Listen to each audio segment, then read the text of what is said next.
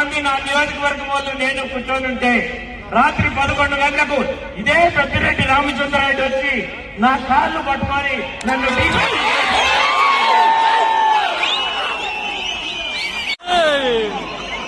ఇదే నేను కాణిపాకంలోనో తరిగండలలో ప్రభుత్వం గారికి సిద్ధంగా ఉన్నాను.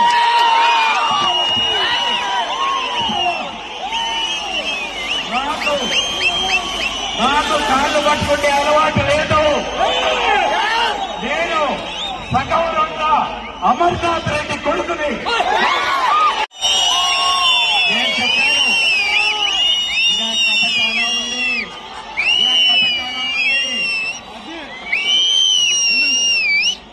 నేను చెప్పాను ఆయనకి, మీరు పెద్దవారు నా కాళ్ళు ఎందుకు పట్టుకుంటున్నారు, ఇది మంచిది కాదన్నా, మీరు లేచి ఇది మంచిది కాదు.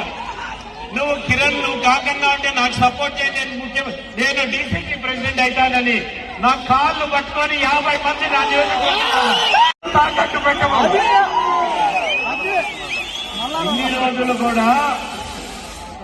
ఇన్ని రోజులు కూడా ఎందుకు ఆయన్ని అవమానపరిచేదని చెప్పలేదు.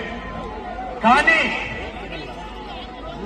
అధికార అహంకారం ఆటన్నారు.